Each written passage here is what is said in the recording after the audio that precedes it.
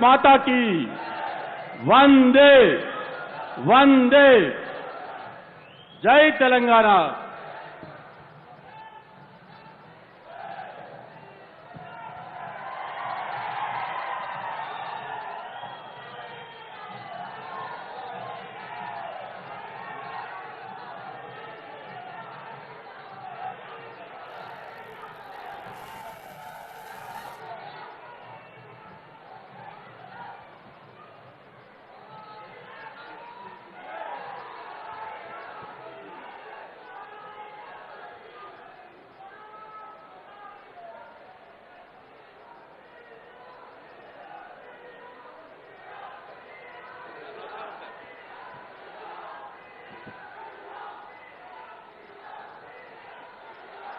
మన ముఖ్య అతిథి శ్రీ రాజ్నాథ్ సింగ్ గారిని స్వాగతం పలకాల్సిందిగా మన శాసనసభ్యులు ఎన్నికల management committee chairman Etela Rajender గారిని కోరుతున్నాం.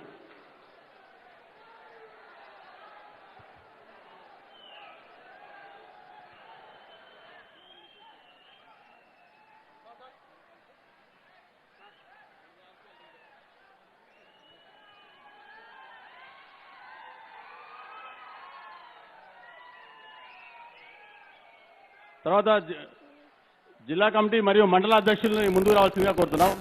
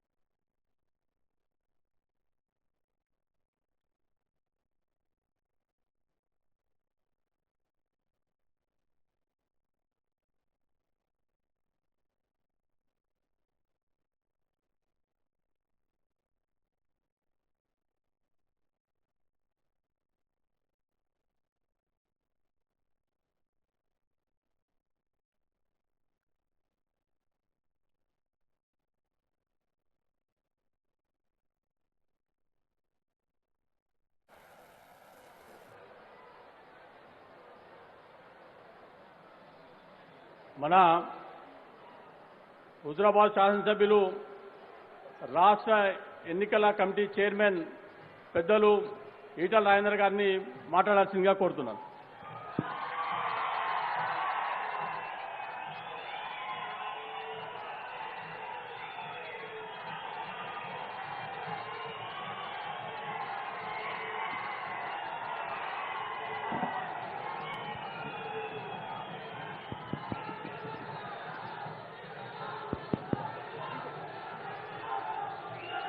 జమ్మికుంట పట్టణం ఏ గల్లి చూసినా ఏ వాడ చూసినా జనసముద్రంలాగా పోలీసు వాళ్ళు సిపి గారికి నా రిక్వెస్ట్, మా వాళ్ళకు సరిపోని టెంట్ వేయకపోయినప్పటికి కూడా ఎండలైనా చూసిపోవడానికి వచ్చింది కాబట్టి అక్కడ బ్రిడ్జి మీద కానీ వేణువంకవాణి కానీ కనీసం గ్రౌండ్కి వచ్చి చూసిపోయే భాగ్యం కలిగించాలని చెప్పి నేను సిపి గారికి విజ్ఞప్తి చేస్తా ఉన్నా. ఎందుకంటే గ్రౌండ్ అంతా నిండిపోయింది, మీరు ఇంటికి వెళ్ళిపోమని చెప్తున్నట్టు మన పోలీసు వాళ్ళు అట్లాంటి పని చేయొద్దని చెప్పి తమరికి విజ్ఞప్తి చేస్తా ఉన్నా.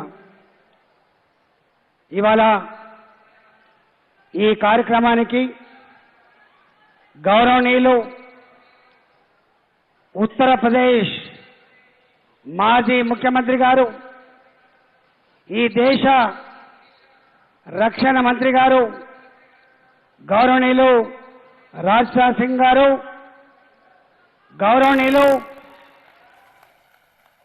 కేంద్ర మంత్రివర్యులు భారతీయ జనతా పార్టీ రాష్ట్ర అధ్యక్షులు పెద్దలు కిషన్ రెడ్డి గారు, గౌరవనీయులు 2 జిల్లాల అధ్యక్షులు, కరీంనగర్ జిల్లా అధ్యక్షులు కృష్ణారెడ్డి గారు, రావు పద్మ గారు, పెద్దలు ప్రేమేందర్ రెడ్డి గారు, మాజీ శాసనసభ్యులు ధర్మారావు గారు, రాజేశ్వరరావు గారు, ఆరెపల్లి మోహన్ గారు, మాజీ జిల్లా పరిషత్ చైర్మన్ తుల ఉమ్మ గారు, వేదిక ఉన్నటువంటి వన్నాల శ్రీరాములు గారు, వివిధ హోదాల్లో ఉన్న రాష్ట్ర,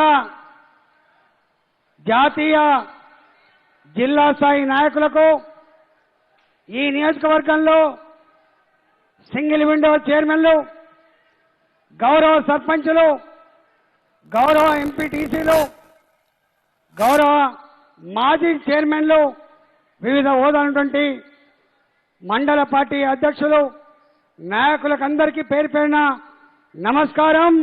జై తెలంగాణ. ఇవాళ కడుపు నిండా మాట్లాడుకుందాం వచ్చినాం. 2 ఏళ్ళు అవుతుంది మునుపటి లెక్క తిరగట్లేదని చెప్పి, మునుపటి లెక్క రాలేదని చెప్పి అనేక ఊర్లలో సద్దులు తిన్న కాడ, కూర్చొని ముచ్చట పెట్టే కాడ మన వాళ్ళు మాట్లాడుకుంటుండట. అందుకే ఇవాళ మా కిషన్ రెడ్డి గారిని అడిగిన, కిషన్ రెడ్డి గారు మీరు మాట్లాడాలి, నేను మాట్లాడంటే వారు అన్నారు, నీ నియోజకవర్గం కదా నీవే మాట్లాడు, నా వంతు కూడా 15 నిమిషాలు తీసుకో అని చెప్పి నాకు టైం ఇచ్చింది వారు.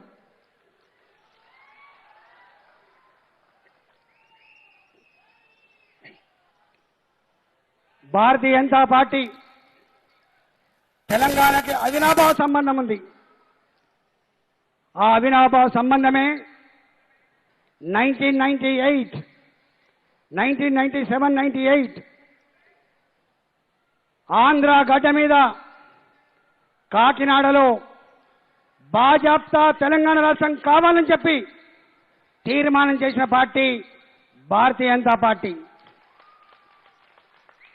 69 ఉద్యమంలో ఆనాడు ముక్కు పచ్చని ముద్దు బిడ్డలు 369 మంది చనిపోతే బాంబేలో అప్పటికి భారతీయ జనతా పార్టీ పుట్టలే. అప్పుడున్న పార్టీ జనసంఘ్ పార్టీ. జనసంఘ్ పార్టీగా బొంబాయిలో తీర్మానం చేసింది, చిన్న రాష్ట్రాల ఏర్పాటే ఈ దేశ అభివృద్ధికి సోపానమని చెప్పి మొట్టమొదటిగా తీర్మానం చేసినటువంటి పార్టీ జనసంఘ్ పార్టీ. 1969 తెలంగాణ ఉద్యమం మొదలైంది, నడుస్తా ఉంది. అప్పుడప్పుడు కిందికి పోతున్న సందర్భంలో ఏ జాతీయ పార్టీ తెలంగాణ ఉద్యమానికి మద్దతు ఇవ్వన్నాడు మొట్టమొదటిగా జాతీయ అధ్యక్షుడి హోదాలో గౌరవనీయులు రాజ్నాథ్ సింగ్ గారి నాయకత్వంలో 2007లో ఎస్ తెలంగాణ కావాల్సిందే, నేను మా జాతీయ పార్టీలో తీర్మానం చేస్తా అని చెప్పి మొట్టమొదటిగా జాతీయ పార్టీగా తెలంగాణ ఉద్యమానికి తీర్మానం చేసిన ఘనత పెద్దలు రాజ్నాథ్ సింగ్ గారిది. సుష్మా స్వరాజ్ గారు వారికంటే ముందు 2009లో ఆనాడు నేను కూడా పోయిన పంజాబ్కి ఎన్డీఏ పార్ట్నర్ల మీటింగ్ సందర్భంలో నేను పంజాబ్ పోయిన ముఖ్యమంత్రి ఈనాటి ముఖ్యమంత్రి గారితో పోతే ఆనాడే పంజాబ్లో స్వయంగా కేసీఆర్ని పట్టుకొని నరేంద్ర మోడీ గారు గుజరాత్ ముఖ్యమంత్రి హోదాలో చంద్రశేఖర్ గారు నీ రాష్ట్రంలో ఉద్యమం కొనసాగిస్తున్నావు, నేను కూడా ఉద్యమానికి మద్దతు ఇస్తా అని చెప్పి మాట్లాడిన మహానాయకుడు ఈనాటి ప్రధానమంత్రి నరేంద్ర మోడీ గారి విషయం మర్చిపోదు. అది 2009లో 2014 కంటే ముందు. మీకు తెలుసు తెలంగాణ చిన్నమ్మగా పిలువబడేటువంటి సుష్మా స్వరాజ్ పార్లమెంటు పక్కకు యాదిరెడ్డి ఉరేసుకొని చనిపోయినాడు. ఢిల్లీ పాలకుల కళ్ళు తెరవాలని చెప్పి ఉత్తరం పెట్టినాడు. పార్లమెంట్లో గాంటించిన వ్యక్తి సుష్మా స్వరాజ్. తెలంగాణ యువకులారా, తెలంగాణ విద్యార్థులారా, మీకోసమే తెలంగాణ ఉద్యమం. మీరు చనిపోయిన తర్వాత వచ్చిన తెలంగాణ అది వట్టి తెలంగాణ అవుతుంది. తెలంగాణ మనుషుల కోసం, తెలంగాణ నిరుద్యోగుల కోసం, తెలంగాణ అభివృద్ధి కోసం అని చెప్పి మాట్లాడి ధైర్యాన్ని ఇచ్చిన మా నాయకురాలు, దివంగత మా నాయకురాలు, మన తెలంగాణ చిన్నమ్మకు పిలవడే సుష్మా స్వరాజ్. అరే 2014లో ఆనాడు టిఆర్ఎస్ పార్టీ ఎంపీల సంఖ్య 2 ఇద్దరమే కావచ్చు కాక ఆనాడు మేము గౌరవంగా ఫీల్ అయ్యేది. ఆనాడు పార్లమెంట్లో అనేక రకాల ఇబ్బందులు ఉన్నప్పటికీ కూడా 165 మంది పార్లమెంటు సభ్యుల మద్దతుతో తెలంగాణ బిల్లులు పాస్ చేయించిన ఘనత భారతీయ జనతా పార్టీది. ఆనాడు కూడా అధ్యక్షులు రాజ్నాథ్ సింగ్ గారు మాత్రమే చెప్పమని చేస్తున్నాం. వారి నాయకత్వంలోనే ఆనాడు పార్టీ కొనసాగింది. అది తెలంగాణ ప్రజానీకానికి భారతీయ జనతా పార్టీకి ఉన్న అనుబంధం. నేను మీ బిడ్డను 2002లో మీ ముందుకొచ్చిన మామూలు పక్కపచ్చడి బిడ్డగా 2002లో ఆనాడు ఎట్లొచ్చినో 2023లో కూడా ఇవాళ మళ్ళీ మీ ముందు గట్ల నిలబడ్డ బిడ్డను నేను. నా చరిత్ర చెప్తే ఒడవని చరిత్ర. తెలంగాణలో ఆదిలాబాద్ నుంచి అలంపూర్ వరకు, భద్రాచలం నుంచి మొదలుపెట్టి నా పరిగి వికారాబాద్ వరకు ఏ ఇంటికి పోయినా గుర్తుపట్టని వ్యక్తి ఉండడు. ఈ బిడ్డను గుర్తుపెట్టుకో. 2002లో వస్తే 2004లో నన్ను చూసి నవ్వేది. గంత పెద్ద పర్సనాలిటీ ముందు ఈ చిన్న పిల్లగాడు గెలుస్తాడా అని చెప్పి ఛాలెంజ్ చేసిండు. నేనన్నా, అరే పనికి హైట్తో సంబంధం లేదు, పనికి కులంతో సంబంధం లేదు, సత్తాకి మనసుతో సంబంధం ఉండని చెప్పిన. ఆనాడు 2004లో కొత్తగానే వచ్చినప్పటికి కూడా 20,000 మెజార్టీతో గెలిపించి ఈటల మీ వెంటే అని చెప్పి ప్రమాణం చేసింది ఆనాటి కమలాపూర్ నియోజకవర్గం.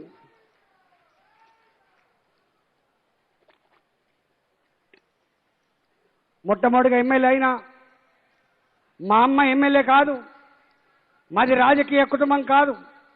కానీ ఈ నియోజకవర్గం నాకు పాఠాలు నేర్పింది. ఈ నియోజకవర్గం నన్ను ఆశీర్వదించింది. ఈ నియోజకవర్గం ఆనాటి నుంచి ఈనాటి వరకు కూడా కడుపులో పెట్టుకొని కాపాడుకున్నది ఈ నియోజకవర్గం. ఆనాటి కమలాపూర్ అయినా, నేటి హుజరాబాద్ అయినా పార్టీ జెండా పక్కకు పెట్టినా నువ్వే బిడ్డ మా బిడ్డ అని చెప్పి ఆశీర్వదించింది. 4 ఎన్నికలు, జనరల్ ఎన్నికలు, 2 ఎన్నికలు, తెలంగాణ ఆత్మగౌరవ బావుట ఎగిరేసే ఎన్నికలు, అవి బై ఎలక్షన్లు. 6 సార్లు ఎన్నికల్లో పోటీ చేస్తే చాలా మందికి తెలియదు.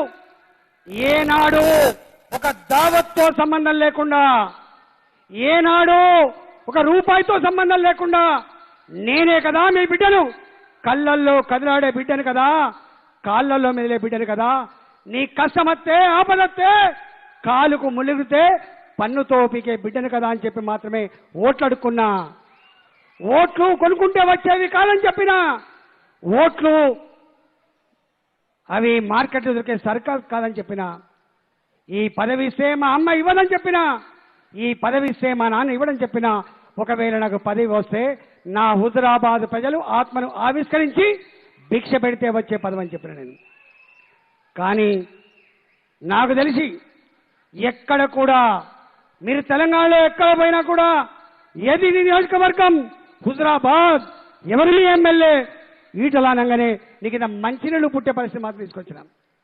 ఇంటింటికి నీకు ఇవ్వకపోవచ్చేమన్నా, కానీ నేను మాత్రం మీ ఆత్మగౌరవ బావుట ఎగిరేసిన బిడ్డని ఈటలని గుర్తుపెట్టుకో. ఎందుకు వెళ్ళగొట్టిండు? మా సురేందర్ రాజు గారు, మా తమ్ముడు సంపత్రావు గారు, మహేంద్ర గారు ఒక మాట చెప్పిండు, మాట్లాడిస్తాయి. ఏం చెప్పిండు?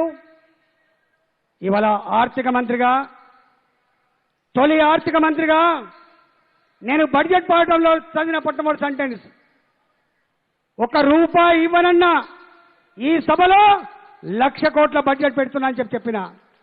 ఆనాడు సాక్ష్యం మా కిషన్ రెడ్డి గారు ఉన్నారు, పెట్టి మొట్టమొదటి సెంటెన్స్ చెప్పిన, ఇది రాజుల సొమ్ము కాసుమా, తెలంగాణ ప్రజలు రక్త మాంసాలతో చెమట బిందువుల మీద నా ప్రజలు కట్టిన సొమ్మిది. దీనికి ఈ సొమ్ముకు పేదల ఆకలికి కన్నీళ్ళకి పరిష్కారం చెప్పే బాధ్యత ఉందని చెప్పి మొట్టమొదటిసారిగా ప్రకటించిన వ్యక్తిని మీ బిడ్డ ఈటల గుర్తుపెట్టుకో. ఆర్థిక మంత్రిగా ఆనాడు ఎన్నెన్ని పనులు చేసినావో ఇప్పుడు చెప్తా కూడవదు, కానీ 2 మాత్రం చెప్పిపోతా నేను. ఇవాళ గ్రామాలలో, హై స్కూళ్ళల్లో, గ్రామ పంచాయతీలలో కంటింజెంట్ ఎంప్లాయీస్ ఉంటారు. వాళ్ళు 20 ఏళ్ళుగా 30 ఏళ్ళుగా 1,625 రూపాయలకే పనిచేస్తారు. వాళ్ళు వచ్చి, అయ్యా ఈటలా నువ్వు మా బిడ్డవే, పేదోళ్ళ బిడ్డవని చెప్పి ఇవ మా సమస్యకి ఇదంటే, ఇప్పటి నుంచి నాయకుని నేనే పో, ఈ సమస్య పరిష్కరిస్తా అని చెప్పిన. దాన్ని పరిష్కరించి వాళ్ళకు దావత్ ఇచ్చి ఇంటికి పంపించిన నేను. అట్లాంటి సంఘటనలు కొన్ని వందలున్నాయి. స్వయంగా ముఖ్యమంత్రి ప్రకటిస్తాడు. ఏమంటాడు ముఖ్యమంత్రి? ఎస్, నేను సోషల్ వెల్ఫేర్ హాస్టల్లో చదువుకున్న బిడ్డను, సోషల్ వెల్ఫేర్ ఎస్సీ హాస్టల్ చదువుకున్న బిడ్డను నేను.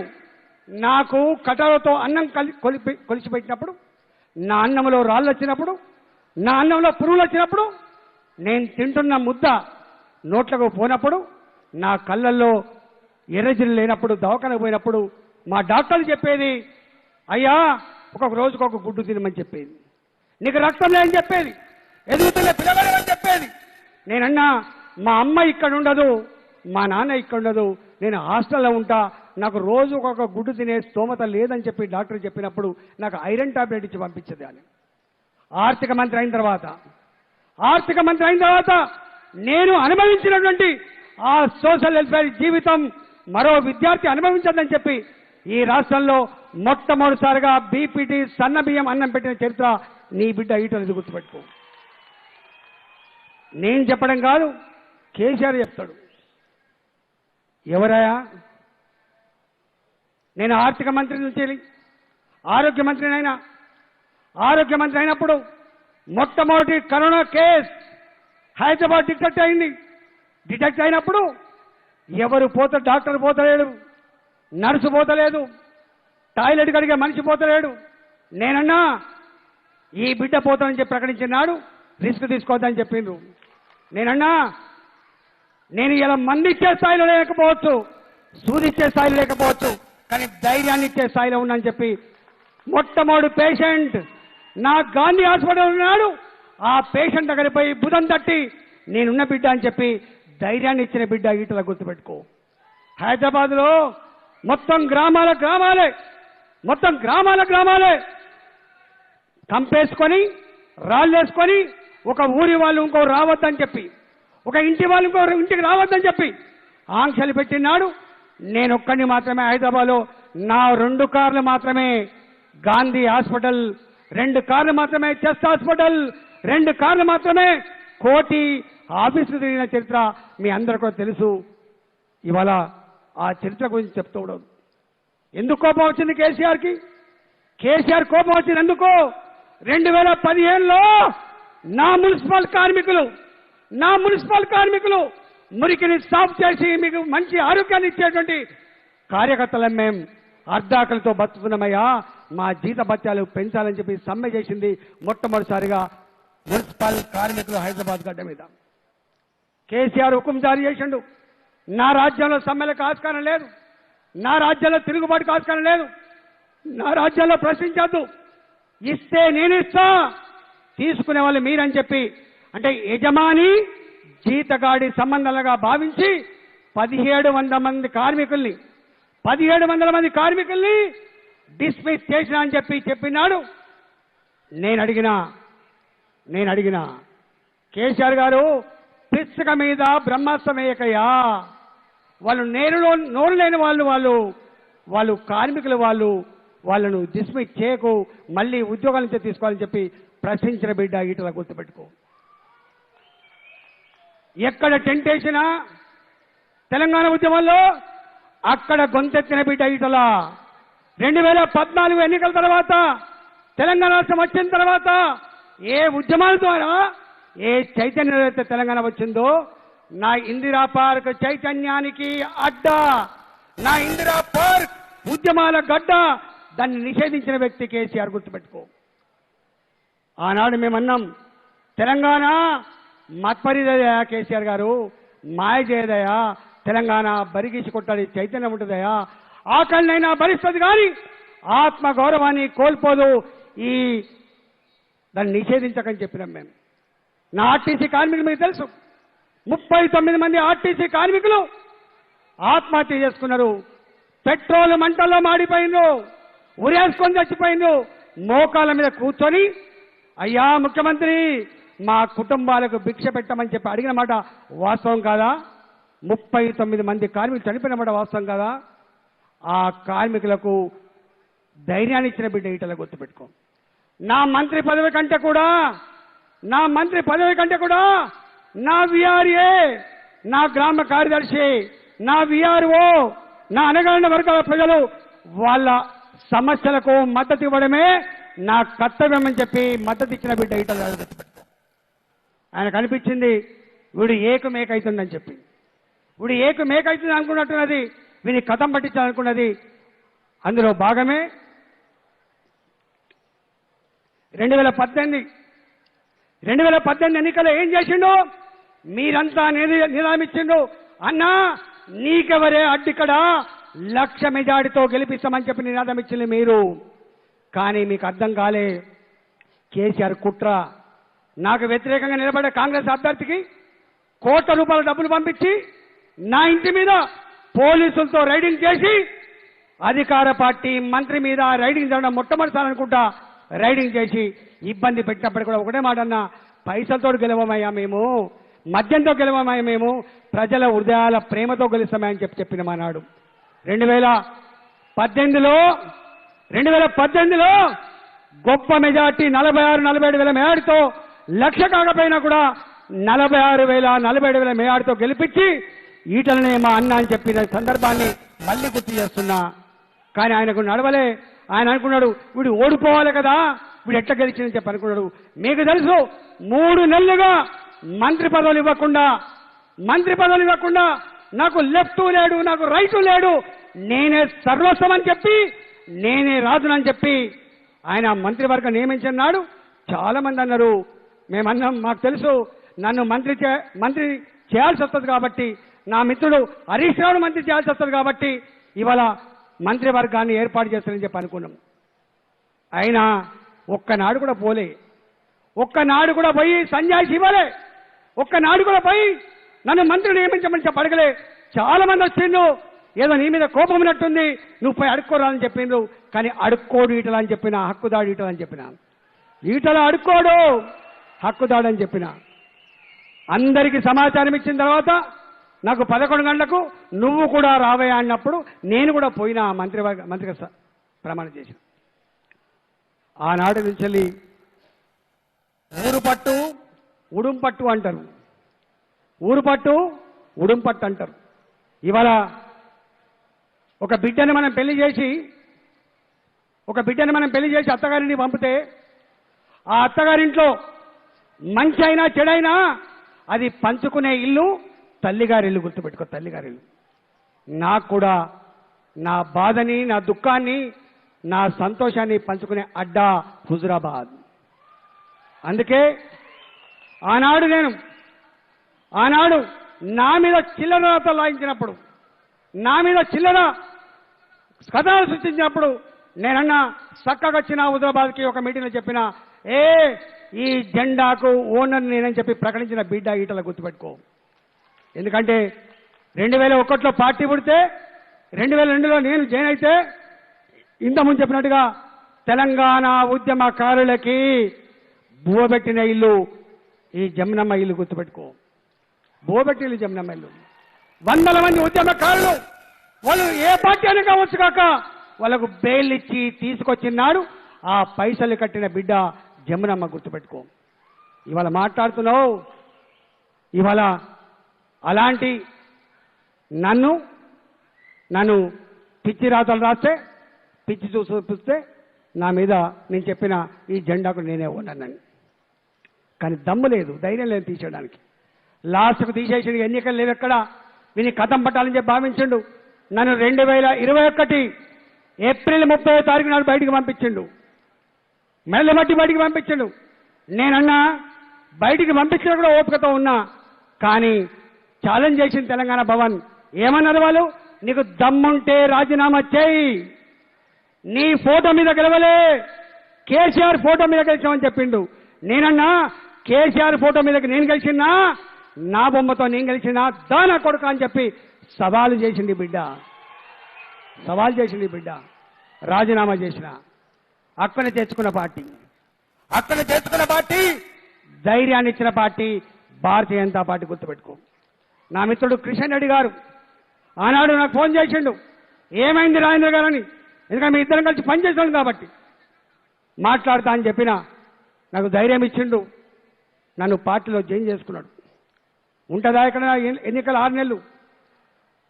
2021 ఏప్రిల్ 30 నుంచి మొదలుపెట్టి 2021 అక్టోబర్ 31 నాడు ఎన్నికలు జరిగినాయి. అక్టోబర్ 31 నాడు ఎన్ని బాధలు పడ్డదో ఈ హుజురాబాద్, ఎన్ని బాధలు పడ్డదో ఈ హుజురాబాదు. ఇవాళ ఏదైనా ఊరికి పోవాలంటే ఆ ఊరు ఖాళీ అయిపోయేది. నేను పోయేవరకు ఖాళీ అయిపోయేది. దావతలపేట బయటికి తీసుకుపోయేది. నేను ఏ ఊరికి పోతానో ఆ నాయకులు వెలగట్టి తీసుకుపోయేది. ఇవాళ అదంతా చెప్తే ఒడవదు. కానీ ఒక్కటి మాత్రం చెప్పదలుచుకున్నా, వాళ్ళ పేర్లు ఉన్నాయి ఇక్కడ నా దగ్గర. మొన్ననే రాయమల్లు అని చెప్పి ఇల్లంతకుండా రాజమల్లు ఏం మాట్లాడినా మరొకసారి చూడండి. కేశమ్మన బిడ్డ మన వంగపల్లి ఆమెన్నది, ఎవర్రా నువ్వు, ముసలామెకు పనులు లేవు, ఆమె 75 ఏళ్ళ ముసలామె. ఆమెన్నది, అరే నా ఓటు వీటలకే పో బిడ్డ అని చెప్పింది. అరే నా స్థాయి, నా కన్నూరులో ఉన్న స్థాయి, చిన్న పిల్లగాడు 5 సంవత్సరాల పిల్లగాడు జై జై జై ఈటల జై అని పాడుకుంటా నా గుండె ధైర్యం ఈటల అని చెప్పి కొట్టుకున్న సన్నివేశాలు మీ దగ్గర ఉంటాయి. గుర్తుపెట్టుకోండి. నా ప్రణీత్ అనుకుంటా జగ్గాపల్లిలో ఒక చిన్న పిల్లగాడు రోజు రుమాలు చుట్టుకొని, కాషాయ జెండా రుమాలు చుట్టుకొని, 2 కణువల సైకిల్ కట్టుకొని ప్రతి ఇంటింటికి పోయి బీజేపీ జిందాబాద్ అంటున్న బిడ్డ, 2వ తరగతి బిడ్డ. ఆయన జగ్గాపల్లి బిడ్డ, సైకిల్ మీద తిరిగిన బిడ్డ. ఆయన పేరు ప్రణీత్ అనుకుంటా నాకు తెలిసి. కానీ అలాంటి కుటుంబాలకు, నా ప్రణీత్ కుటుంబానికి, నా స్థాయి కుటుంబానికి నీ పిల్లలు బీజేపీలో తిరుగుతున్నారని చెప్పి నీకు డబ్బులు ఇవ్వమని చెప్పి అన్నప్పుడు వాళ్ళు అన్నట, అరే నీ డబ్బులు ఎందుకురా నా కొడుక, నా కొడుకే ముద్దుపో అని చెప్పింది మా స్థాయి తండ్రి. ఇవాళ ఎన్నెన్ని చెప్తామే, అట్లా కొన్ని వందల సన్నివేశాలు. ఇవాళ 2021లో గెలిచిన గెలుపు ఈటల రాయింది కాదు, గెలిచిన గెలుపు హుజురాబాద్ ప్రజలది మాత్రమే. తెలంగాణ ఆత్మగౌరవం గెలిచింది. ప్రపంచంలో అమెరికాలో ఉన్నా, లండన్లో ఉన్నా, దుబాయ్లో ఉన్నా ఎస్ హుజురాబాద్ గొప్పదని చెప్పింది. ఈ పక్కగా ఉంటాడు రాములు యాదవ్, ఆయన పేరు జడ్పీటీసీ, కాంగ్రెస్ పార్టీ. ఆయన ఓదెల మండలం జడ్పీటీసీగా ఉంటాడు. ఆయన నా దగ్గర వచ్చి వాళ్ళ తమ్ములంతా పనిచేసిండు. కాంగ్రెస్ పార్టీ కావచ్చు కాక, కానీ మా అన్న ఈటల గెలవాలని చెప్పొచ్చిండు పక్కడికి. ఆయన అన్నాడు ఎన్నికల తర్వాత, అన్నాడు అన్నా నీ ఎన్నికల తర్వాత మాకు ధైర్యం వచ్చిందని చెప్పిండు. ఎందుకు రామరాని చెప్పి అడిగినా, అంటే ఇన్ని వందల కోట్లు ఖర్చు పెట్టినా, గింతమంది మంత్రులు హింస పెట్టినా, గింతమంది ఎమ్మెల్యేలు ఇబ్బంది పెట్టినా, గిన్ని రోజుల పాటు దావత్ ఇచ్చినా, గిన్ని వేల కోట్ల రూపాయలు అభివృద్ధి జరిగినా, 1,25,000 రూపాయలు చొప్పున 39,000 ఓట్లకు గొల్ల కుటుంబం డబ్బులు ఇచ్చినా, 47,000 ఓట్లకు ఇంటింటికి 15 లక్షల రూపాయలు ఇచ్చినా, అరే నేను గెలిపించింది హుజురాబాద్ అన్న, నీ జీవితం ధన్యమైపోయిందని చెప్పాడు.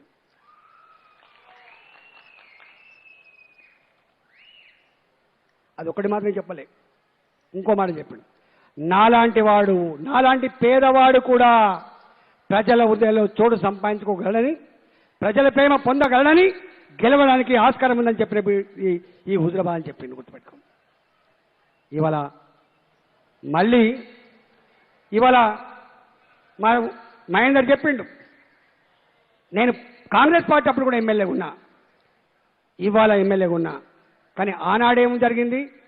ఆనాడు రత్నాకరరావు గారి మంత్రి వచ్చేది, జీవన్ రెడ్డి గారు వచ్చేది, శ్రీధర్ బాబు గారు వచ్చేది, కాంగ్రెస్ పార్టీ అయినా మేమైనా కలిసి మెలిసి ఉపన్యాసాలు ఇచ్చుకునేది, అభివృద్ధి చేసుకునేది. ఇది ఎవడి సొత్తు కాదనే భావన ఉండే. కానీ ఇవాళ ఏమైతుందే? ఇల్లు కావన్నా నీకు, వేసుకో కండువా, బీఆర్ఎస్ పార్టీది. నీకు దళిత బంధు కావన్నా రానా పార్టీకి, నీకు బీసీ బంధు కావన్నా రానా పార్టీ. ఎవరు రాను నా కొడుక, ఎవరు రాను నా కొడుక, నీ అబ్బా సొమ్మ. ఇవాళ దేశ ప్రధానమంత్రి నరేంద్ర మోడీ గారు ఎన్నడూ చెప్పలే నేనిస్తున్నాని. కానీ నువ్వు చెప్తున్నావు నేనిస్తున్నాని. కేసీఆర్ కిట్టు నీదా? అరే ఆనాడు దుబ్బల మీద దళిత మందు పెట్టినావు కదా, ఏం చెప్పినావు? 2 లక్షల కోట్ల రూపాయలు అవుతుంది, రాజు తలుచుకుంటే దెబ్బలకు కొద్దు అని చెప్పిండు. నేను కుర్చీ చేసుకొని ఇస్తా అని చెప్పిండు. ఇచ్చిండానే హుస్నాబాద్లో, ఇచ్చిండా సురేందర్ హుస్నాబాద్లో, ఇచ్చిండా నా మానకొండూరులో, ఇచ్చిండా పెద్దపల్లిలో, ఇచ్చిండా అమ్మ రావు పద్మమ్మ, ఇచ్చిండా ఉమ్మమ్మ? ఇవ్వలే. ఆనాడే చెప్పినా, అరే నేను పెద్దోని కావచ్చు కాక, కానీ లెక్కలు మాత్రం తెలిసిన బిడ్డ అని చెప్పిన. నీవు గనుక ఈ 2 లక్షల కోట్ల రూపాయలు దళిత బంధు అమలు చేయాలంటే 40 సంవత్సరాలు పడుతుంది బిడ్డ అని చెప్పిన. అరే కత్తిగానోడు నెత్తిగానోడు మస్తు మాట్లాడిందని చెప్పిండు. కానీ కత్తిగానోడు నెత్తిగానోడు మాట్లాడిన మాట నిజమైందా కాదా చెప్పండి మీరు, నిజమైందా కాదా? ఇవాళ నేను అడుగుతున్నా, ఎక్కడ కూడా ఇలా మంత్రి మాట్లాడుతున్నాడు, ఎర్రబెల్ దాఖలో మాట్లాడుతున్నాడు, మా ధర్మాన్ని చెప్తున్నాడు. మన ఏమంటున్నాడు? ఒక స్కీమ్ 10 లక్షల రూపాయలట, 5 పంచుకోనట, 5 పంచుకోనట. 5 పంచుకోమని ఇస్తావా? ఒక డబుల్ బెడ్రూమ్ ఇల్లు ఇద్దరికి ఇస్తావా? ఎక్కడ పోయింది? ఏమంటాడు మాట మాట్లాడితే? సంపదకు కొదవలేని రాష్ట్రం, ధనిక రాష్ట్రం, ఏ ముఖ్యమంత్రి చేయలేని సత్తా ఉన్న ముఖ్యమంత్రి, అన్నిట్లో నంబర్ 1 ముఖ్యమంత్రి. నేను అడుగుతున్న ముఖ్యమంత్రి గారు, నంబర్ 1 నిజమే అయితే నా 17% ఉన్న నా దళిత జాతికి 15 లక్షల రూపాయలు చొప్పున దళిత బంధు ఇవ్వకుండా ఏ ముఖం పెట్టుకొని మా దళితుల ఓట్లు అడుగుతావు?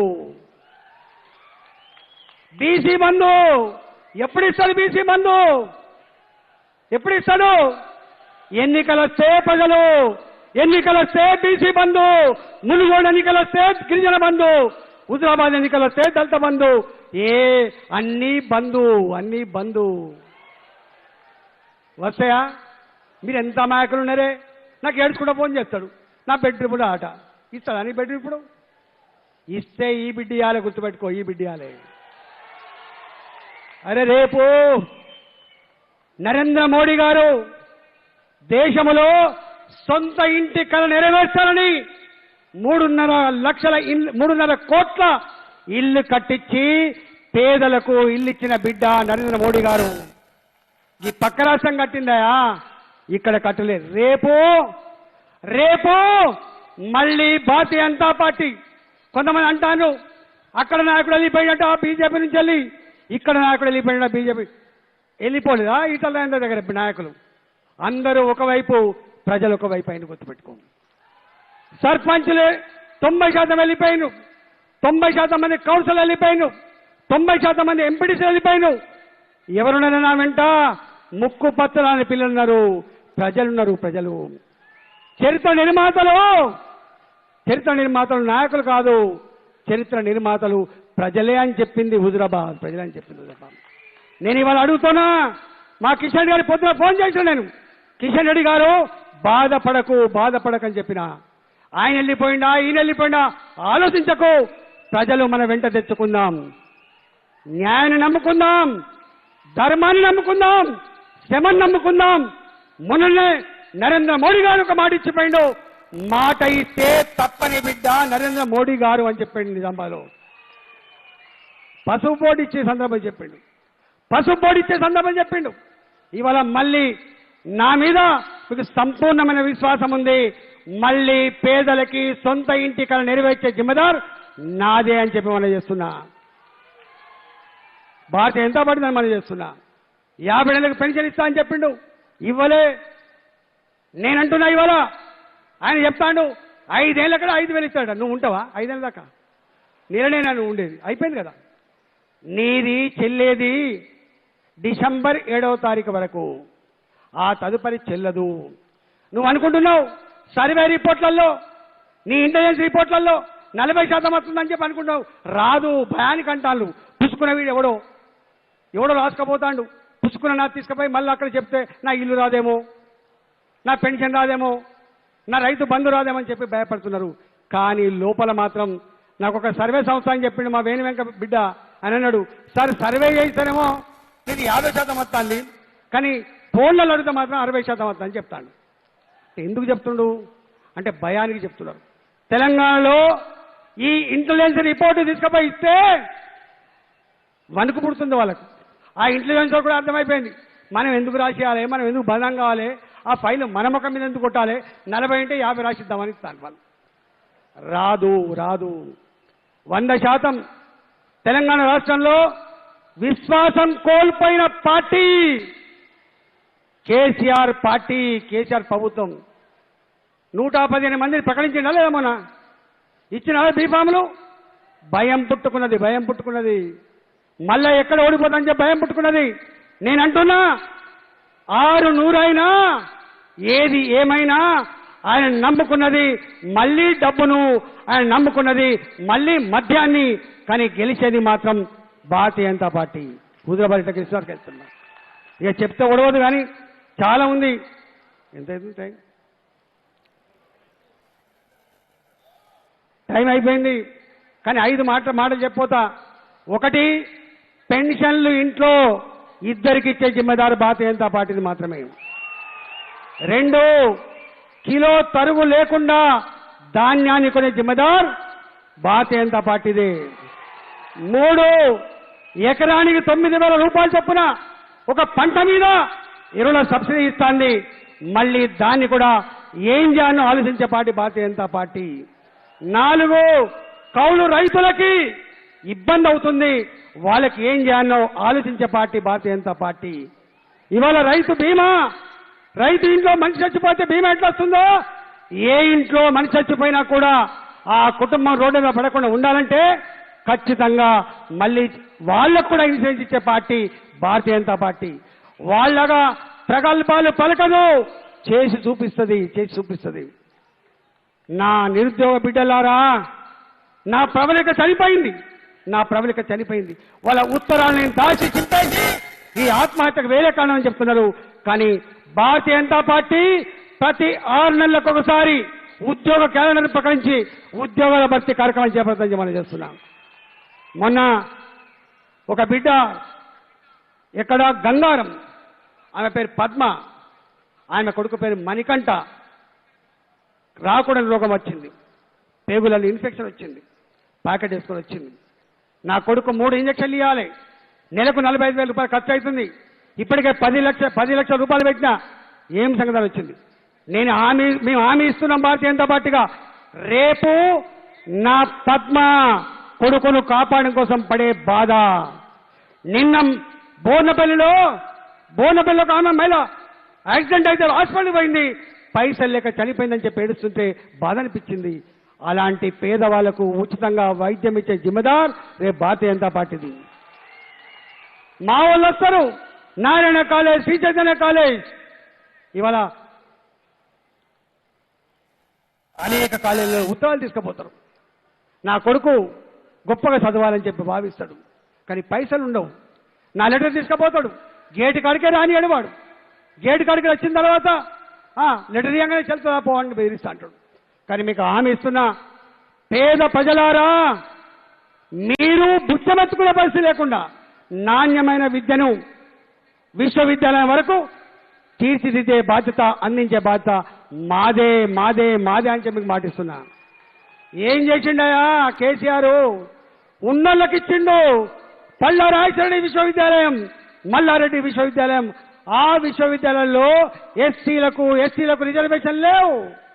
పైసలున్నోనికే విద్య. అలాంటి పరిస్థితి రానియం, గుర్తుపెట్టుకోండి.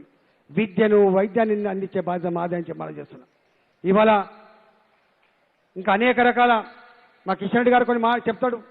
కాబట్టి దయచేసి వారు ఉత్తరప్రదేశ్ నుంచి వచ్చింది కాబట్టి మన గొప్ప ఆనాడే గొప్ప నాయకుడిగా తెలంగాణ గడ్డకు మేలు అందించిన నాయకుడు కాబట్టి వారు మాట్లాడతారు. వారు మాట్లాడేంత వరకు కూడా మీరందరూ కూడా వినాలని దయచేసి మీ అందరినీ కోరుకుంటూ సెలవు తీసుకున్నా. జై తెలంగాణ, భారత్ మాతాకి, భారత్ మాతాకి. పువ్వు గుర్తుకే, పువ్వు గుర్తుకే భారతీయ జనతా పార్టీ.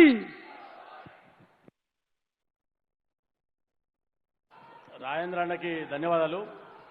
భారతీయ జనతా పార్టీ రాష్ట్ర రథసారథి కేంద్ర మంత్రివర్యులు పెద్దలు శ్రీ జి కిషన్ రెడ్డి గారిని మాట్లాడాల్సిందిగా కోరుతున్నాను.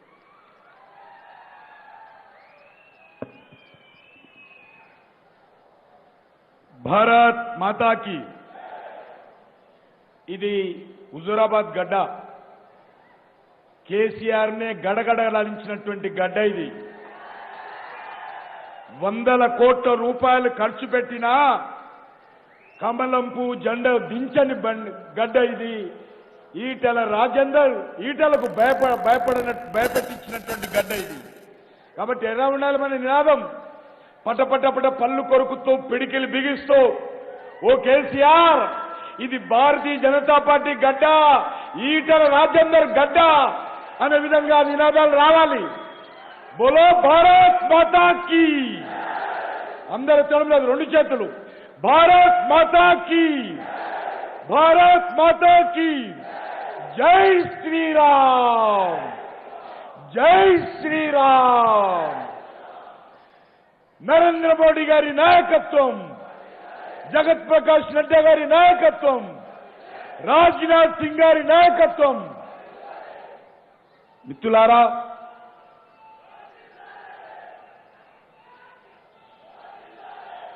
మిత్రులారా,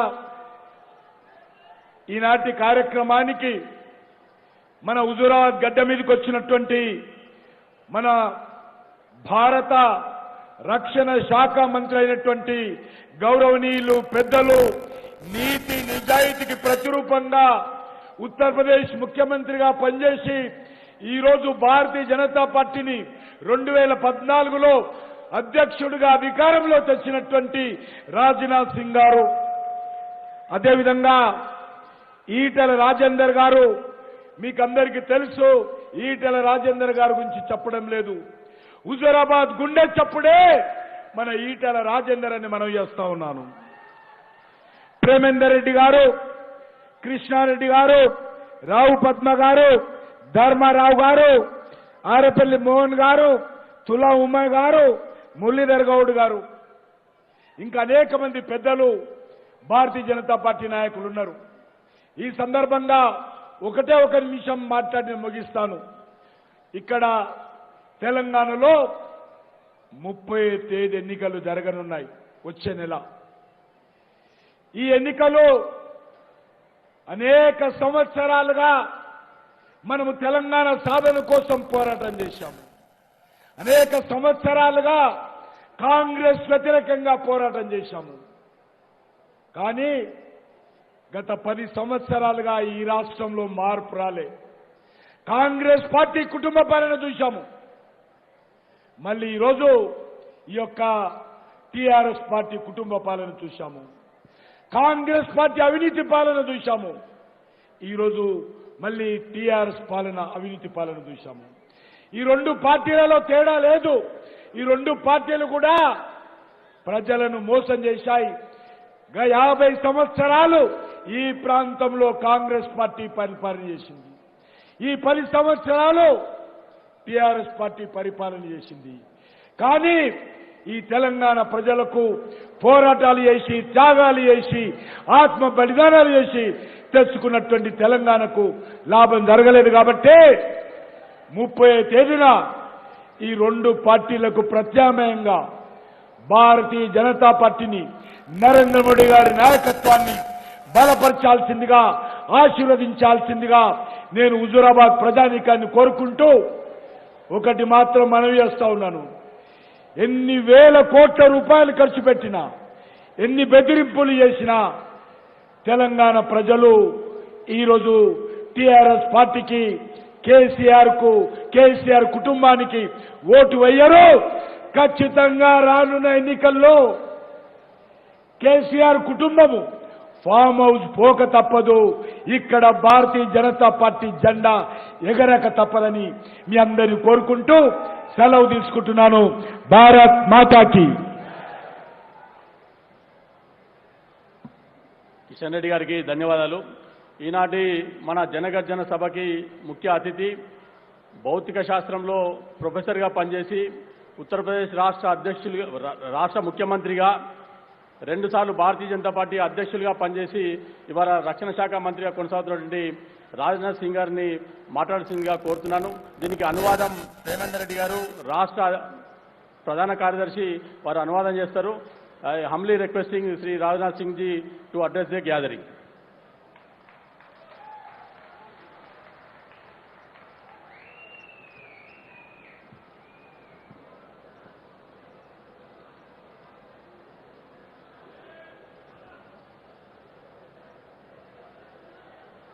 भारतीय जनता पार्टी स्टेट प्रेसिडेंट,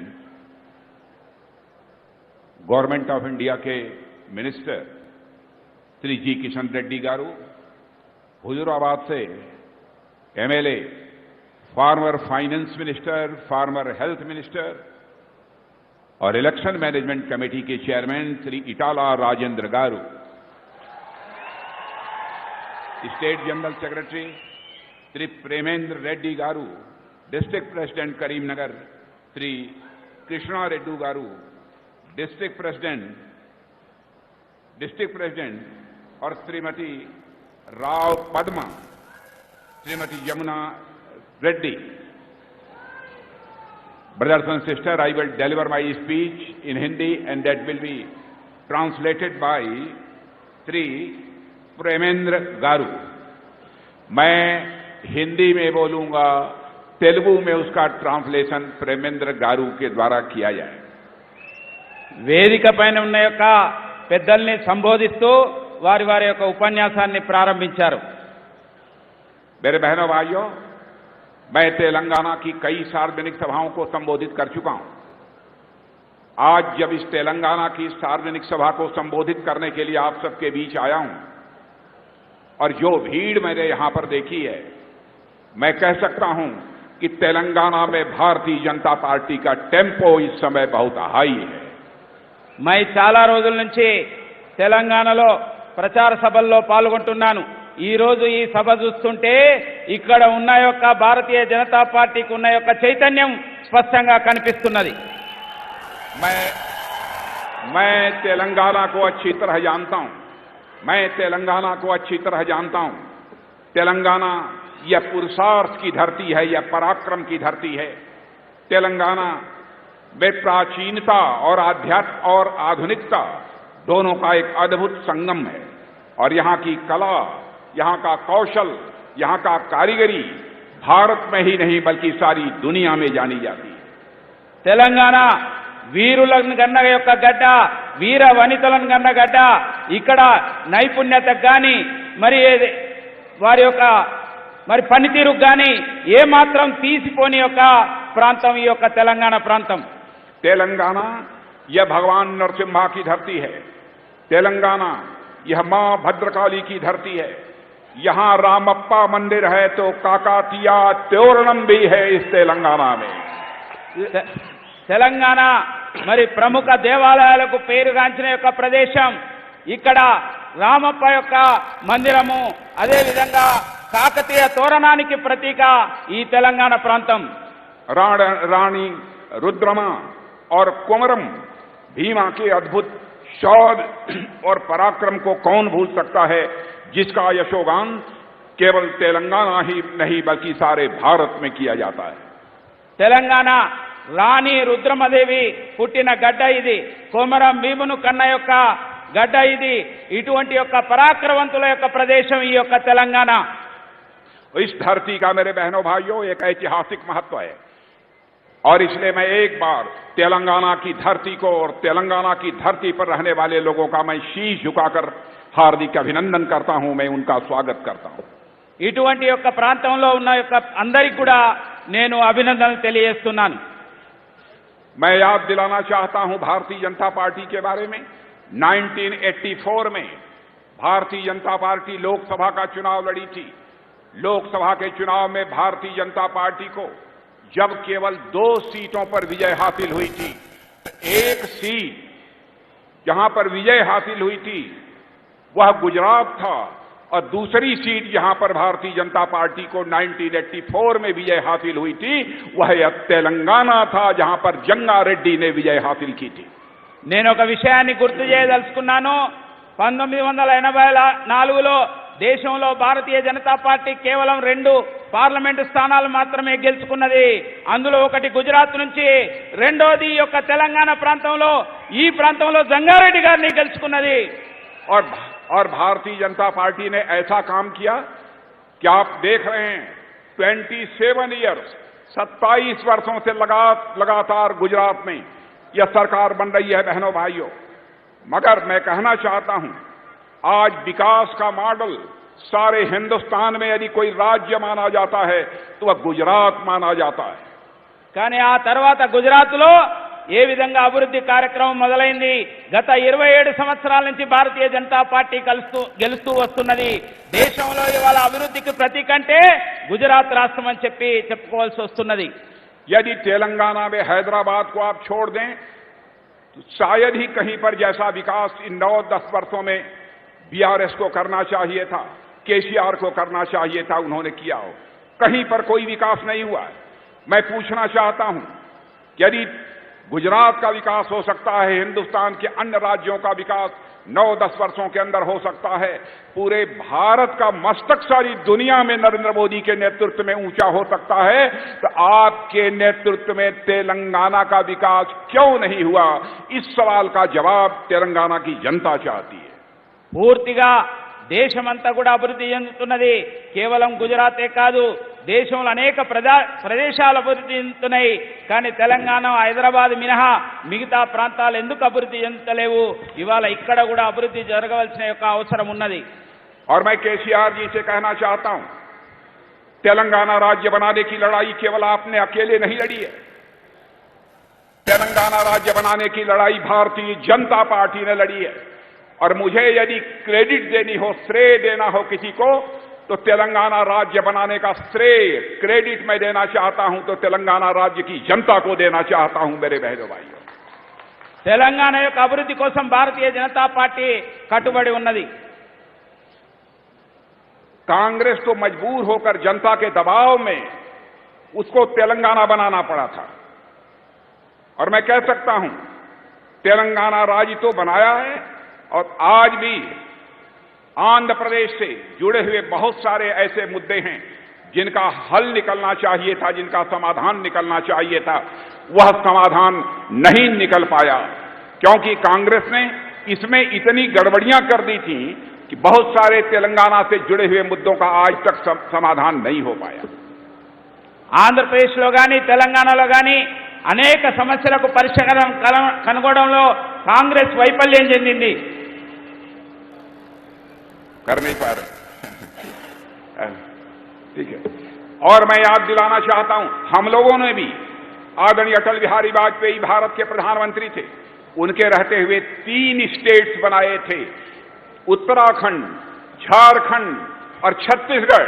कोई जाकर देख सकता है उत्तराखंड, झारखंड, छत्तीसगढ़ में आज कोई परेशानी नहीं है, बल्कि इन तीनों राज्यों का तेजी के साथ विकास हो रहा है। వాజ్పేయి గారి ప్రభుత్వంలో దేశంలో 3 రాష్ట్రాలు ఏర్పాటు చేయడం జరిగింది. ఉత్తరాఖండ్, అదేవిధంగా జార్ఖండ్, ఛత్తీస్గఢ్ అన్ని చోట్ల కూడా ఇవాళ అభివృద్ధి అనేది కొనసాగుతున్నది. केसीआर जी, मैं आपसे पूछना चाहता हूं, क्या हो गया है आपको? तेलंगाना की राज्य की जनता ने लगातार आपको 2 बार आपकी सरकार बनाई है, 9 वर्ष का समय गुजर गया है। क्यों नहीं तेलंगाना का विकास हो पाया है? तेलंगाना की जनता इस सवाल का जवाब चाहती है। तेलंगाना को डेवलपमेंट का पोटेंशियल तेलंगाना के लोगों के अंदर है। तेलंगाना के लोग परिश्रम करने वाले हैं, हार्ड वर्क करने वाले हैं, स्किल है, कुशलता है, गुणवत्ता है, सब कुछ कर सकते हैं। फिर भी केसीआर जी, मैं इस सवाल का जवाब चाहता हूं, क्यों नहीं तेलंगाना राज्य का विकास हो पाया? यह हिंदुस्तान की जनता इस सवाल का आपसे जवाब चाहती है। కానీ తెలంగాణలో గత 2 సార్లు కూడా అధికారంలోకి వచ్చిన ఈ యొక్క ప్రభుత్వం ఎందుకు ఇక్కడ అభివృద్ధి జరుగుతలేదని చెప్పి వాళ్ళ ప్రజలు ప్రశ్నిస్తున్నారు. తెలంగాణలో ఎంతో కష్టపడే యొక్క ప్రజలు ఉన్నారు, మరి నైపుణ్యత ఉన్న వాళ్ళు ఉన్నారు, అన్ని రకాల యొక్క తెలివితేటలు ఉన్న వాళ్ళు ఉన్నారు. కానీ ఎందుకు ఇక్కడ మరి దేశవ్యాప్తంగా జరుగుతున్న యొక్క అభివృద్ధి ఇక్కడ ఎందుకు జరుగుతలేదనే యొక్క ప్రశ్న ఇవాళ ఉదయిస్తున్నది. मेरे बहनों भाइयों, 10 वर्षों में तेलंगाना का विकास न केवल लिमिटेड रहा है, बल्कि प्राइवेट लिमिटेड बनकर रह गया है। సోదరి సోదరిమణులారా, తెలంగాణ అభివృద్ధి కేవలం కొద్ది మందికి ఒక ప్రైవేట్ లిమిటెడ్ కంపెనీ లాగా కొద్ది మంది ఒక కుటుంబానికి మాత్రమే పరిమితమైపోయినది. बराबर यहां पर केसीआर जी, आपकी फैमिली का, आपके परिवार का हस्तक्षेप, इंटरफेरेंस, यह बराबर रहता है। क्यों यह रहता है? मैं जानना चाहता हूं। जनता ने आपको मुख्यमंत्री बनाया था, आपके परिवार को मुख्यमंत्री नहीं बनाया था। मैं परिवार के किसी सदस्य के ऊपर आरोप नहीं लगाना चाहता। आपके बेटे बेटी, हम सब लोगों के बेटी बेटी हैं, सभी का हम सम्मान करना चाहते हैं। लेकिन सरकार आपको चलानी थी, पूरा परिवार ही सरकार चला रहा है। तेलंगाना की जनता की उपेक्षा हो रही है। ప్రజలు మీకు అధికారం ఇచ్చారు, కానీ మీ కుటుంబానికి ఇవ్వలేదు. కానీ ఇవాళ జరుగుతున్నది ఏమిటి?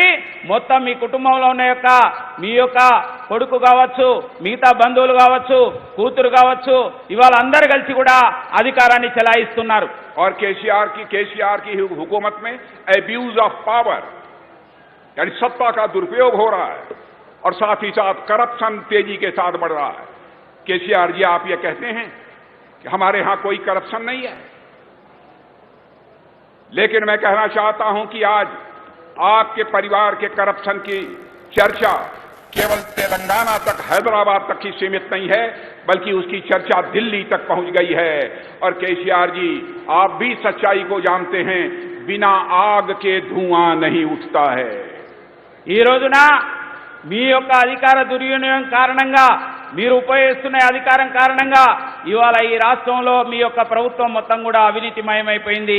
మీ కుటుంబం యొక్క అవినీతి కేవలం తెలంగాణ ప్రజలే కాదు, దేశం మొత్తం కూడా చర్చిస్తున్నది. ఇవాళ ప్రధానమైన యొక్క చర్చ ఏమిటంటే, ఈ తెలంగాణ యొక్క ప్రభుత్వం, ఈ యొక్క కుటుంబం యొక్క ఈ అవినీతి పైన చర్చ జరుగుతున్నది. KCR ji, without fire there is no smoke. KCR garu అధికారం లేకపోతే ఉండలేరు వారు. तेलंगाना की जनता आपसे जानना चाहती है और चाहती है कि स्टेट फर्स्ट, हमारा लक्ष्य होना चाहिए कि राज्य पहले, स्टेट फर्स्ट। लेकिन केसीआर जी कहते हैं स्टेट फर्स्ट नहीं, फैमिली फर्स्ट। ఇవాళ తెలంగాణ ప్రజలు కోరుకుంటున్నారు రాష్ట్రం మొదటి స్థానంలో ఉండాలని. కానీ రాష్ట్రం దేంట్లో మొదటి స్థానంలో ఉంది? కేవలం కేసీఆర్ కుటుంబం మాత్రమే మొదటి స్థానంలో ఉంది.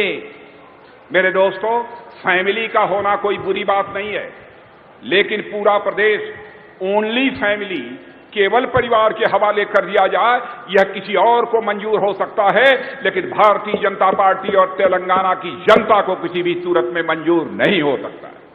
ఈ రోజున ఈ యొక్క కుటుంబ పరిపాలనను ప్రజలెవరు కూడా అంగీకరించే యొక్క స్థితిలో లేరు.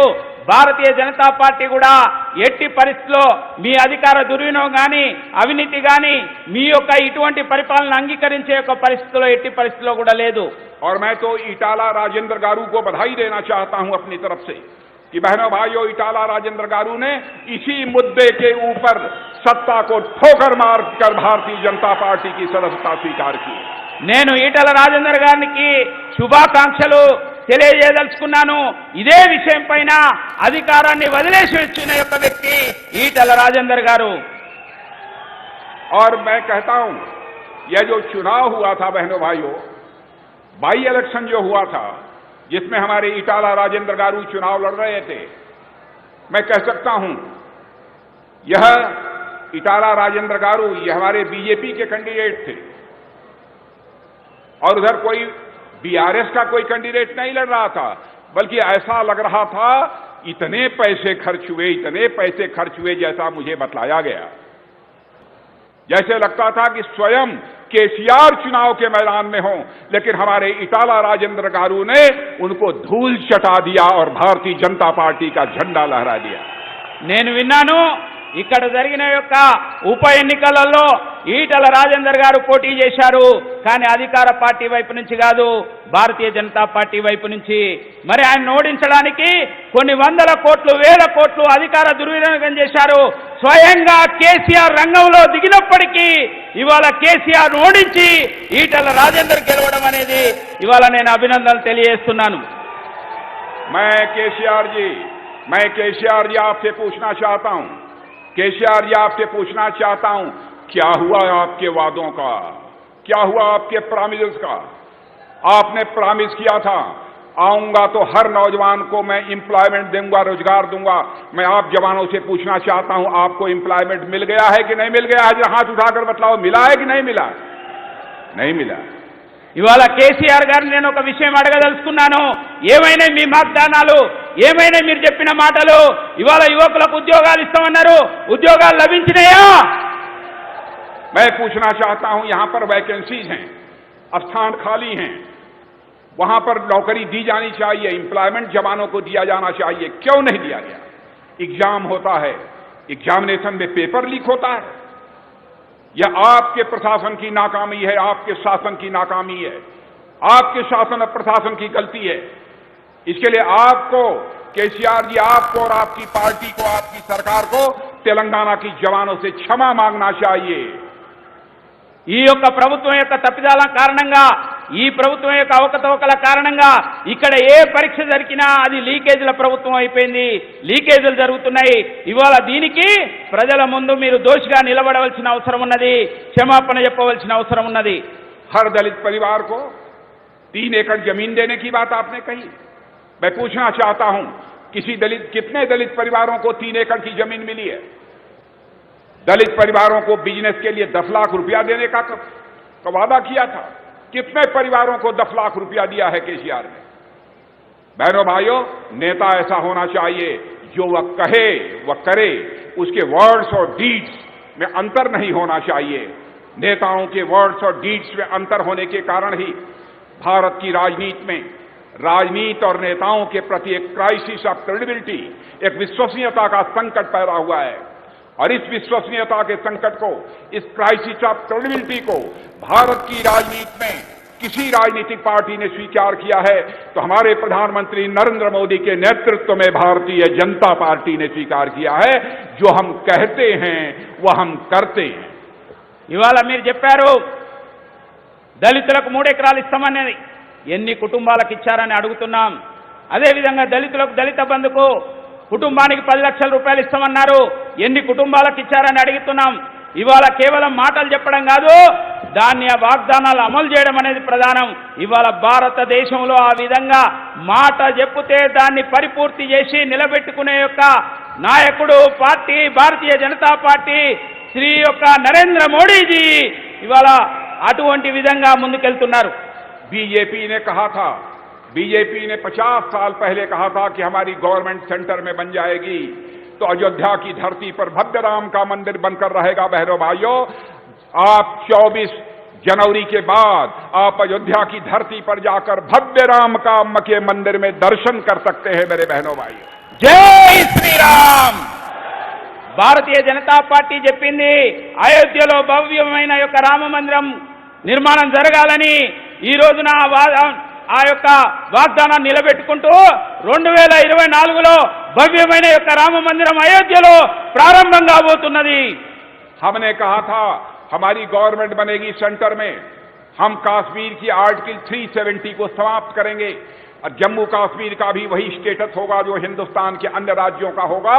वह भी हमने पूरा करके दिखा दिया. बहनों भाइयों, मैं 1-2 उदाहरण इसलिए आपके सामने रखा कि हिंदुस्तान में भारतीय जनता पार्टी एक ऐसी पार्टी है जो कहेगी वह करेगी, उसके वर्ड्स और डीड्स में कभी अंतर नहीं हो सकता है।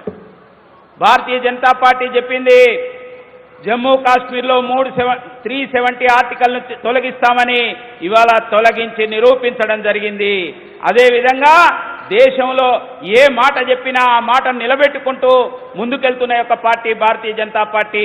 అందుకోసమే గత అనేక సంవత్సరాల నుంచి ఉన్నది, భవిష్యత్తులో కూడా ఉంటుందని చెప్పి సందర్భంగా నేను తెలియజేస్తున్నాను. मेरे बहनों भाइयों, बीआरएस का एक भी ऐसा काम आप नहीं बता सकते जो करप्शन फ्री हो, एक भी काम नहीं मिलेगा। సోదర సోదరీమణులారా, బీఆర్ఎస్ లో ఒక్క నాయకుని పేరైనా చెప్పగలుగుతామా ఈయన అవినీతి పరుడు కాడు అని చెప్పలేని పరిస్థితి ఉన్నది ఈరోజు. धरणी नाम से एक लैंड रिकॉर्ड मैनेजमेंट सिस्टम तैयार किया था। मैं केसीआर जी से पूछना चाहता हूं अब क्या हुआ उसका। पूरा सिस्टम ही करप्शन, इर्रेगुलरिटी, अनियमितता और विफलता की एक मिसाल बनकर रह गया है, उसका एक उदाहरण बनकर रह गया है। భూ హక్కులు కల్పిస్తామని చెప్పి ధరణి అనే ఒక వెబ్ పోర్టల్ తీసుకురావడం జరిగింది. కానీ ఆ పోర్టల్ కారణంగా ఇవాళ పెద్ద ఎత్తున అవినీతి జరుగుతున్నది. లక్షల ఎకరాలు కూడా ఇవాళ ధరణిలో కనిపించడం లేదు. ఈ రోజు అవినీతికి మారు పేరు ధరణి అయిపోయింది. यही काम हम अपने प्रधानमंत्री मोदी जी के नेतृत्व में भू स्वामित्व योजना के अंतर्गत हम कर रहे हैं बहनों भाइयों। और सारे जितनी भी जमीन है उसकी डिजिटल मैपिंग करा रहे हैं। पूरे देश में कहीं का भी आप लैंड रिकॉर्ड देखना चाहते हैं तो एक क्लिक पर आपको मिल जाएगा। हम एक ऐसी व्यवस्था कर रहे हैं, मार्च तक हमारा यह काम सारे देश भर में लैंड के डिजिटल मैपिंग का यह पूरा हो जाएगा। అదే నరేంద్ర మోడీ గారి యొక్క ప్రభుత్వం భూస్వామిత్ర పథకం అనే యొక్క పేరుతోని ప్రజలందరికీ కూడా తమ యొక్క భూమి హక్కులను కల్పించే విధంగా శాటిలైట్ డిజిటలైజేషన్ యొక్క పద్ధతిలో ఇవాళ దేశవ్యాప్తంగా అనేక చోట్ల పైలట్ ప్రాజెక్ట్స్ ప్రారంభించడం జరిగింది. దాని ప్రకారంగా ఎక్కడ కూడా అవినీతికి తావు లేకుండా ఎవరి భూమి వారి హక్కులను కల్పించే యొక్క పరిస్థితి ఈ భూస్వామిత్ర పథకం పైన ఉంది.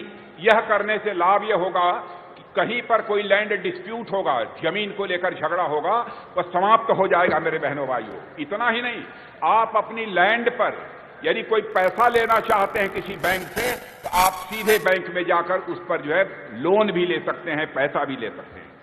ఈ యొక్క కేంద్ర ప్రభుత్వం అందజేసే యొక్క ఈ హక్కు పత్రాల కారణంగా కేవలం డైరెక్ట్ గా మీరు వెళ్ళి మీ యొక్క భూమి పైన ఆ యొక్క డిజిటల్ యొక్క పద్ధతిలో మీరు లోన్లు పొందొచ్చు. అంతటి యొక్క సౌకర్యాన్ని కల్పిస్తున్నది ఇవాళ కేంద్ర ప్రభుత్వం. आपके लिए, तेलंगाना के लोगों के लिए हमारे प्रधानमंत्री नरेंद्र मोदी जी ने जैसे सारे देश को दिया है वैसे ही यहां भी दिया। हमारे प्रधानमंत्री ने यह नहीं देखा कि यहां किसी दूसरे राजनीतिक पार्टी की सरकार है। आयुष्मान भारत योजना के अंतर्गत 5 लाख रुपए तक का प्रतिवर्ष का मुफ्त इलाज, यह योजना हमने दी। इस योजना को भी यहां प्रभावी तरीके से केसीआर ने लागू नहीं किया। प्रधानमंत्री आवास योजना के अंतर्गत लोगों को मकान, लोगों को छत, पक्का मकान, पक्का घर देने का काम सारे हिंदुस्तान में 4 करोड़ से अधिक लोगों को दिया हमारे प्रधानमंत्री ने, लेकिन उसको भी यहां पर लागू नहीं किया गया। तेलंगाना, मैं कहना चाहता हूं मेरे बहनों भाइयों कि हमारा तेलंगाना का जहां तक प्रश्न है, हमारे प्रधानमंत्री के दिल के करीब है, दिल के करीब था, दिल के करीब है और दिल के करीब रहेगा। మన ప్రధానమంత్రి నరేంద్ర మోడీ గారు మిగతా ప్రభుత్వాల్లాగా మా పార్టీ ప్రభుత్వం లేదు కాదని చెప్పి అక్కడ స్కీమ్స్ ఇవ్వకుండా ఉండే యొక్క వ్యక్తి కాదు. మరి వాళ్ళ దేశవ్యాప్తంగా ఇచ్చిన విధంగానే ఇక్కడ కూడా మరి ఆయుష్మాన్ భారత్ పేరుతోని ఒక్కొక్క కుటుంబానికి 5 లక్షల యొక్క లబ్ధి చేకూర్చే యొక్క పథకాన్ని తీసుకురావడం జరిగింది. అదేవిధంగా దేశవ్యాప్తంగా ఏ విధంగానైతే ప్రధానమంత్రి ఆవాస్ యోజన కింద ఇండ్లు ఇవ్వడం జరిగింది. కానీ ఇక్కడ అవి జరగలేదు. కానీ దేశవ్యాప్తంగా 4 కోట్ల మంది పేద ప్రజలకు ప్రధానమంత్రి ఆవాస్ యోజన కింద ఇండ్లు కట్టి ఇవ్వడం జరిగిందనే ఒక విషయాన్ని తెలియజేస్తున్నాను. कोरोना के दौरान 2-2 डोज वैक्सीन की लगवाने का काम हमारे प्रधानमंत्री ने किया। 50 यानी 50 PSA प्लांट तेलंगाना में हमारे प्रधानमंत्री ने लगवाए। लेकिन बहनों भाइयों, यहां की सरकार वो जो मदद करनी चाहिए वो सरकार नहीं कर रही है। स्टेप मदरली ट्रीटमेंट हमारे यहां के रहने वाले लोगों के साथ हो रहा है। हम चाहते हैं तेलंगाना का ओवरऑल डेवलपमेंट हो बहनों भाई। इसलिए मैं आपसे निवेदन करना चाहता हूं कि आपका सपोर्ट, आपका समर्थन यह भारतीय जनता पार्टी को प्राप्त होना चाहिए। మీ యొక్క మద్దతు, మీ యొక్క సమర్థన, మీ యొక్క అభిమానం భారతీయ జనతా పార్టీకి అవసరం. ఎందుకంటే దేశవ్యాప్తంగా జరుగుతున్న యొక్క అభివృద్ధి తెలంగాణ రాష్ట్రంలో సైతం జరగాలంటే ఇక్కడ మీ యొక్క అభిమానం, మీ యొక్క మద్దతు భారతీయ జనతా పార్టీకి అవసరం. मैं तेलंगाना की जनता से कहना चाहता हूं, आपने बीआरएस को 2 बार देखा, उनको मौका 2 बार दिया। हमें केवल 1 बार मौका देखकर देखिए कि भारतीय जनता पार्टी कैसे सरकार इस तेलंगाना में चलाती है। నేను ఒక విషయాన్ని మీ ముందు ఉంచుతున్నాను.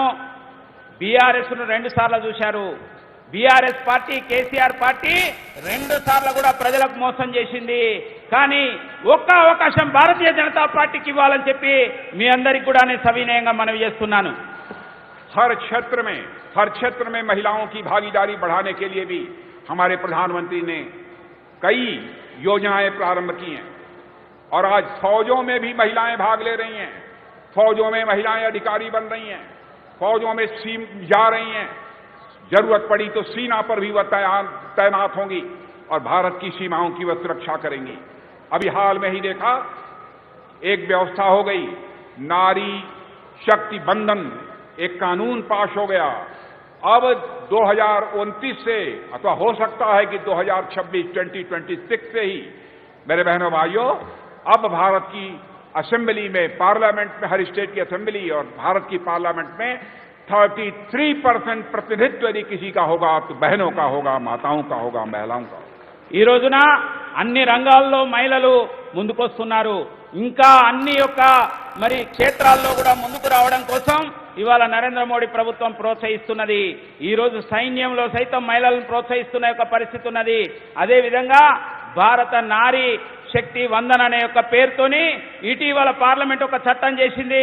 మహిళలకు చట్టసభలలో, అసెంబ్లీలో గాని, పార్లమెంట్లో గాని 33% రిజర్వేషన్ యొక్క చట్టాన్ని నరేంద్ర మోడీ ప్రభుత్వం తీసుకురావడం జరిగింది. దీని ద్వారా రాబోయే రోజుల్లో అన్ని చోట్ల కూడా మహిళలకు రిజర్వేషన్స్ లభించబోతున్నాయి.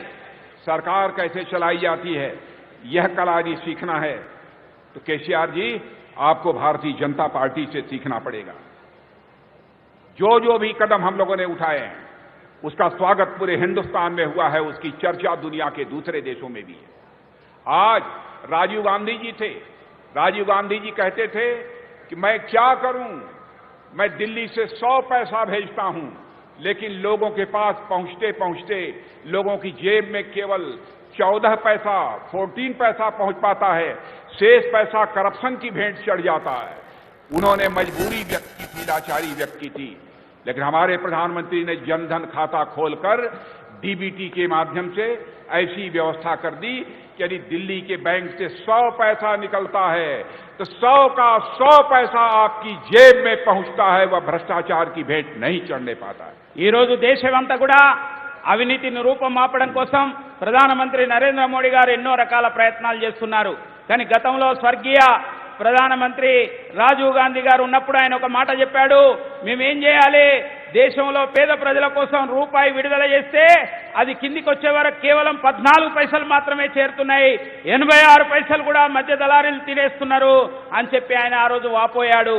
కానీ ఈనాడు ప్రధానమంత్రి నరేంద్ర మోడీ గారు జన్ధన్ ఖాతాలు కొన్ని కోట్లు తెరయడం వలన ఇవాళ ఢిల్లీలో రూపాయి కనుక విడుదల చేస్తే రూపాయి కూడా పూర్తిగా వాళ్ళ అకౌంట్లో చేరుతున్నదంటే ఇది నరేంద్ర మోడీ ప్రధానమంత్రి యొక్క ప్రభుత్వం యొక్క ఘనత. बीआरएस एमआईएम दोनों मजहब के आधार पर, जात के आधार पर वह राजनीति करते हैं, लेकिन भारतीय जनता पार्टी जाति, पंथ और मजहब, कास्ट, क्रीड और रिलीजन के आधार पर राजनीति नहीं करती है, बल्कि राजनीति करती है तो इंसाफ और इंसानियत यानी जस्टिस और ह्यूमैनिटी के आधार पर करती है। ఇవాళ ఈ రోజు వాళ్ళు కేవలం రాజకీయం ఏ విధంగా ఉందంటే కులతత్వం పైన, ప్రాంతతత్వం పైన, వర్గతత్వం పైన రాజకీయాలు చేస్తున్నారు. కానీ భారతీయ జనతా పార్టీ ఎట్టి పరిస్థితుల్లో కూడా కులము, మరి వర్గము, ప్రాంతం అనే యొక్క భేదం లేకుండా అందరికీ కూడా అభివృద్ధి జరగాలనే ఒక ఆలోచనతోనే భారతీయ జనతా పార్టీ ముందుకు పోతున్నది. और मैं कहना चाहता हूं बहनों भाइयों कि हमारी सरकार प्रधानमंत्री मोदी के नेतृत्व में कैसा काम किया है आप सभी जानते हैं। अर्थव्यवस्था के आकार की दृष्टि से जो हमारा भारत आज के 9-10 वर्ष पहले 10वें 11वें स्थान पर था, आज वह जंप लेकर दुनिया की टॉप 3 इकोनॉमी, दुनिया की टॉप की 3 अर्थव्यवस्थाओं में आकर, दुनिया की टॉप 5 अर्थव्यवस्थाओं में आकर खड़ा हो गया है। और 2027 आते आते बहनों भाइयों मैं दावे के साथ कह सकता हूं, जिस तरीके से हमारे प्रधानमंत्री काम कर रहे हैं, उनके नेतृत्व में सरकार काम कर रही है, हमारा यह भारत दुनिया की टॉप 3 इकोनॉमीज में, यानी दुनिया की टॉप 3 अर्थव्यवस्थाओं में आकर खड़ा हो जाएगा। మన యొక్క ప్రభుత్వం, నరేంద్ర మోడీ గారి యొక్క ప్రభుత్వం యొక్క కృషి ఫలితంగా భారతదేశం యొక్క ఆర్థిక వ్యవస్థ 2014లో 10వ స్థానంలో ఉంటే ఈరోజు 5వ స్థానానికి వచ్చింది. అత్యంత వేగంగా అభివృద్ధి చెందుతున్న ఆర్థిక వ్యవస్థగా నిలిచింది. రాబోయే 2027 కల్లా ప్రపంచంలో 3వ పెద్ద ఆర్థిక వ్యవస్థగా అవతరించబోతున్నదనే విషయాన్ని ఈ సందర్భంగా తెలియజేస్తున్నాం. मैं यही कहना चाहता हूं मेरे बहनों भाइयों, बीआरएस की कार बेकार हो गई है, यह खटारा हो गई है। సోదర సోదరిమణులారా, బీఆర్ఎస్ యొక్క కార్ అది బేకార్ అయిపోతున్నది. और रहा सवाल हाथ का, तो हाथ आपका साथ छोड़ चुका है। माने जहां सवाल हाथ का, तो हाथ आपका साथ छोड़ चुका है। ఇవాళ బీఆర్ఎస్ అనేది ఇవాళ ప్రజలందరికీ కూడా చేయి ఇచ్చేసింది. इसीलिए मैं कहना चाहता हूं, कमल को अपनाइए, कमल को अपनाइए, कमल को स्वीकार कीजिए, और बटन दबाना है अगले चुनाव में तो कमल का बटन दबाइए। అందుకోసమే నేను మీ అందరికి విజ్ఞప్తి చేస్తున్నాను, ఏదైతే ఓటర్ల యొక్క మిషన్ ఉంటుందో దానిపైన కమలం గుర్తు యొక్క బటన్ పైన మీరందరూ ప్రెస్ చేసి లేకపోతే ఆ యొక్క చోట ఓటు వేయవలసిందిగా కోరుతున్నాను. आप जानते हैं लक्ष्मी जी घर पर यदि आती हैं तो वह कार पर बैठकर नहीं आती। लक्ष्मी जी घर में आती हैं तो हाथ पकड़कर नहीं आती। लक्ष्मी जी घर में आती हैं तो कमल के फूल पर ही बैठकर आती है। మీ అందరికీ తెలుసు లక్ష్మీదేవి ఎక్కడ కూర్చుంటది, కమలం పైన కూర్చుంటది. కాబట్టి కమలం గనక వికసిస్తే మనందరి యొక్క ఇళ్లలో కూడా సిరి సంపదలు ఉంటాయి. మరి భారతీయ జనతా పార్టీ గెలిస్తే అందరికీ కూడా అభివృద్ధి అనేది వస్తుంది. बहनों भाइयों, आप सबको बहुत बहुत धन्यवाद। और मैं फिर से इटाला राजेंद्र गारू को मैं धन्यवाद देना चाहता हूं। उनकी यह असेंबली कॉन्स्टिट्यूएंसी है। इस बार आपने 23,000 से उनको जिताया है। इस बार तेलंगाना का पूरा रिकॉर्ड टूटना चाहिए। इतने भारी मतों से इटाला राजेंद्र गारू जीतकर चुनाव में पहुंचने चाहिए। आप सबको बहुत बहुत धन्यवाद। సోదర సోదరిమణులారా, గత ఎన్నికల్లో కేవలం 26,000 యొక్క ఓట్లతో మాత్రమే గెలిపించారు. రాబోయే ఎన్నికల్లో ఈ అసెంబ్లీలో పెద్ద మెజార్టీతోని గెలిపించవలసిందిగా, పూర్తి రాష్ట్రంలో కూడా మరి గెలిపించవలసిందిగా మీ అందరికీ విజ్ఞప్తి చేస్తూ ధన్యవాదాలు తెలియజేస్తున్నాం. భారత్ మాతాకి. రాజ్నాథ్ సింగ్ గారికి ధన్యవాదాలు. వందన సమర్పణ తెలియాల్సిందిగా జమ్మికుంట పట్టణ శాఖ అధ్యక్షులు జీడి మల్లేష్ గారిని కోరుతున్నా.